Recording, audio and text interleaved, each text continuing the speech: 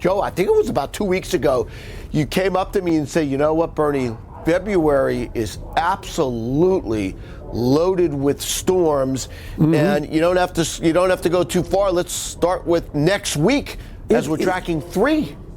Yeah, I mean, Bernie, this is something that really we've been talking about since the middle of January, and our long-range team has said that February was going to be the stormy month.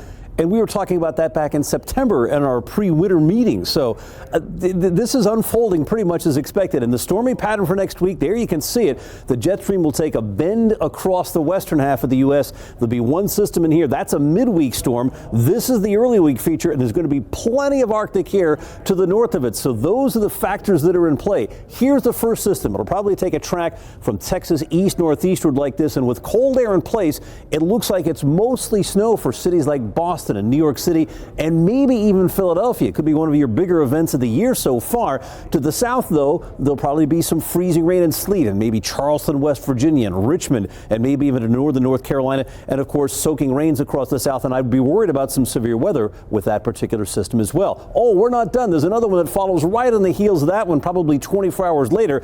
Tries to come a little bit farther north, tries to shove some of that cold air out of the way, which means an icy mix probably for the interior northeast, mostly snow across upstate New York and northern New England, and back toward Detroit and Chicago. All right, Joe, so we have the storms. What else should we be looking for next week? Well, there's the 3 things to know. I mean, we've kind of just highlighted it. Snow and ice abound from the southern plains to the northeast. To the south of it, you're going to see rounds of rain and thunderstorms. And yeah, I think you got to worry about at least some severe weather.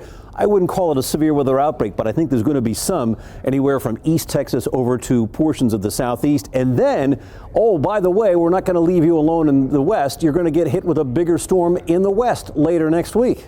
You know, the first 2 storms bypass California, but, you know, Joe, they need rain in California, but unlike previous storms, which have targeted central and northern California, this storm seems to have its eye on SoCal. Yeah, and as we've looked at things over the past 24 hours, I think that everything's coming together now to bring a storm system in sometime later Wednesday night and focused on Thursday. And that range should get all the way down to Southern California.